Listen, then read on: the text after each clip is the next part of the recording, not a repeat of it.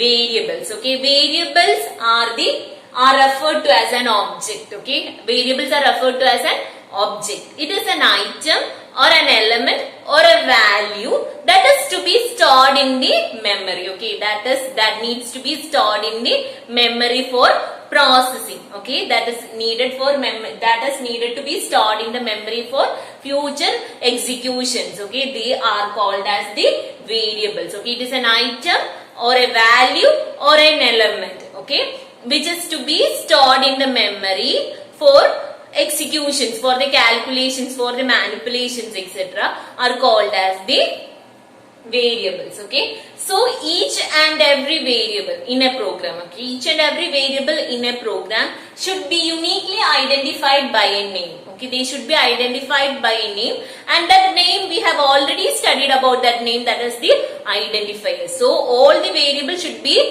referred by an identifier. Okay, we have to refer each and every value in the program by an identifier. Okay, these values that the user usually gives the values, or user assigns the values in the form of string. Okay, for example, hello, this is a string. Okay, hello is a string. Numeric 123, this is a numeric value, or an alphanumeric value. Okay, 11a. Okay, this is an alphanumeric value. Okay, so the values the user is giving is usually of maybe a string type, or maybe a numeric type, or maybe an alphanumeric type. Okay, so these are the usual input in the programs. Okay, usual values read by the user or as assigned by the users are of string type, numeric type, or alphanumeric type. Okay, we have to use assignment operators. Okay, for assigning values to the variables, we have to use assignment operators for assigning values to the variables.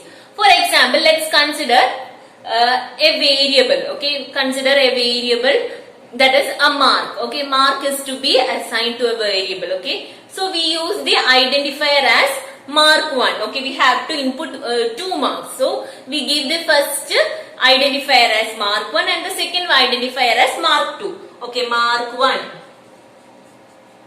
mark2. Okay, these are the two identifiers which we are using for inputting two values, two mark values. Okay, these values. Okay, and we have to use assignment symbol for assigning values to these identifiers. We have to use the assignment operators for assigning values to assigning values. This is the value, that is a numeric value. This is the numeric value. So this is the variable. Okay, we have to assign the variable to an identifier. So assignment operator is used. Okay. Then if we have to print this mark1, print, we use the keyword print for printing the values. Okay, we have to give the braces. Okay, and mark1, print mark2. Okay, this will be printing the marks. First statement will print the first mark, second statement will be printing the second mark. Okay, print is an important statement which is used for, which is a keyword.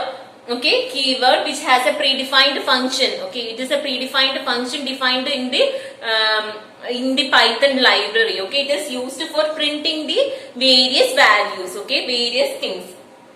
So mark1 will print 10 and mark2 will be printing 20. Okay, these are the two values that are assigned to the identifier mark1 and mark2. Okay, clear about the variables? Okay, now let's see another example. Okay, another example for finding the area of a rectangle. Okay, we have to input two values for finding the area. We need length and breadth. Okay, we are using a variable len.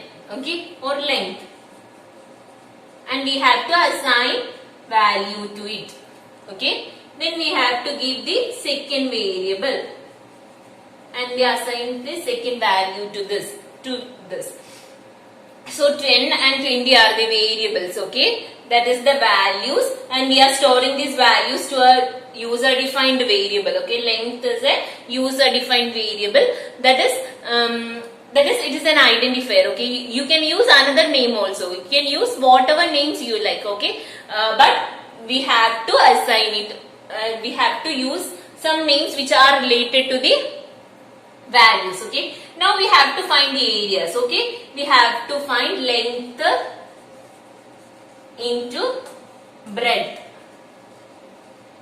okay? So for storing the result we need another variable area, okay? Area equal to length into breadth, and we have to print what? Print area, okay? So we will get the result, okay? Print area will get the result in this.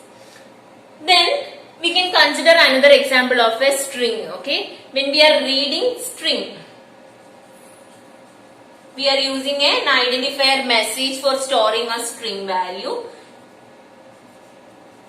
ABC, okay? Message equal to ABC. We have to give the string values in single quote, in double quote, or in triple quotes, okay? Whenever we are writing a program, when we are using the string values, we have to give it in single quotes, double quote, or in triple quote, okay? Print message, and this ABC will be print, okay? Now let's see how these programs are executed in the Python interpreter, okay? Okay, the next one is the comments, okay? Comments are the remark or the note in the source code, okay? Comments are the remarks about a statement in the program. Each and every statement in the program should be commented, okay? It should be remarked what it is for, okay? Should be mentioned, or the not about that source code is mentioned as the comment, okay? We use the hash symbol. Hash symbol is used for denoting it as the comment, and the interpreter will not be or executing this when it sees this hashtag, okay? That portion, that comment will not be executed by the interpreter, okay? Hash symbol denote that it is a comment, okay? Hash symbol denote that it is a comment, okay?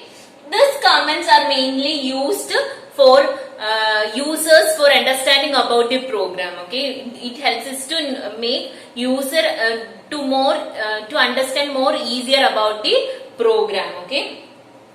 Usually these comments are written in large or complex programs, okay, where the documentation is required, source code documentation is required, okay, and this helps us to know about the purpose of the program, okay, what it is for, and what are the various variables, what are the various functions, what it is used for, and all these things could be known by the users also when we are giving these as or the remarks as comments, okay. Let's consider an example, okay. We are writing a program to find the sum of two numbers, okay. So we can give the hashtag as program to find the sum, so that common user also can understand this is a program written for finding the sum of two numbers, okay. And we have given first, okay, num1 equal to 10. We have assigned value 10 to the first variable num1, okay. We have given the hash symbol and given the comment as first number, okay, first num. So each and all the users could be able to know that this the first value is stored in num1, okay. Num2 is used for storing the second value, that also should be known, okay. So while giving comments, okay, we will be able to know the what these variables are used for. Next is sum equal to num1 plus num2. Here also we have given that sum is the total of num1 and num2, okay. So this could be easily understood. And next we are printing sum, so displaying total. So print is used for displaying the total value, okay. So these comments are necessary for large and complex programs, okay, which usually are done by different people. Different groups of people will be doing different works related to that project, okay. So in such cases, some new person joined to the project project could be able to know about the project from this common lines. Okay, he will be able to know for what these are used, for what this function is used, for what this variable is used, and all these things will be understood by him. Okay, when we are giving proper common lines or documentation for the project we are writing. Okay, and also for the future during the maintenance session also, if we are giving proper comments, the new project analyst will be able to know what it is for. Okay, so these comments are very much important while writing a program. Okay, so when you are writing programs also, you should practice writing comments for each and every statement in the program. Okay.